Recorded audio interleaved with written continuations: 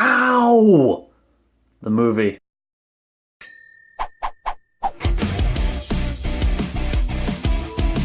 Hi again, I'm Ryan, your host of The Toast, and we're going to be talking about Free Fire.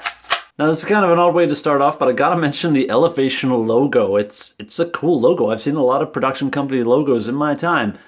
This one I think is my favorite. But anyway, Free Fire is an action comedy.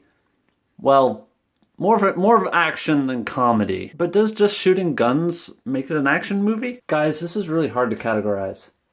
It doesn't matter? Okay, Free Fire is a fun little movie set in the 70s starring Armie Hammer, Brie Larson, Cillian Murphy, and Sharlto Copley. And a bunch of other actors that are important. I just don't remember their names right now because these are the top billing names. Basically, the premise of this film is an arms deal gone bad, causing an all-out shootout in a warehouse. Guns are blazing, bullets are flying, and in the confusion we get a fun little movie all set in one location. Now, the comedy comes from a lot of angles. Armie Hammer kills it as a charismatic quip giver. Sharlto Copley brings his own brand of South African absurdity. Say that 3 times fast, because I did, because that took a long time to get right. South African absurdity, South African absurdity, South African. But what I found funniest is the real reactions each character had when they got shot, hurt, or insulted. It's really nice to see some realistic gunplay that's not over-dramatized. Instead of being all quippy one-liner. I never told my son I love him.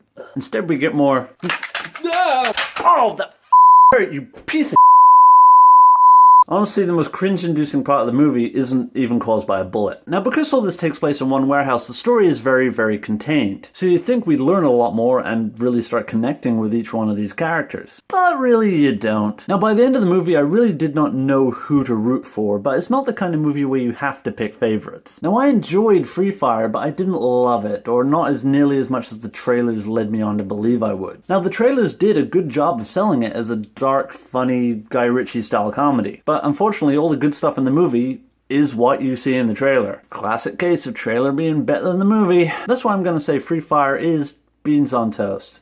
It teased me with something delicious, and even though it wasn't disappointing, it was a little bland. Now, it's a lot of fun watching these characters scurry around, but you kind of get what you expect, nothing more. Except for Armie Hammer's strut. That walk is pimp.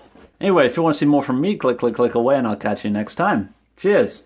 I don't know, maybe it takes kind of like the beard. You have to have the beard, or the physique, or charisma, or anything of Armie Hammer to be able to do that strut. I might have the shoulder swing, do I? Got the hand in the pocket though. That's the important part.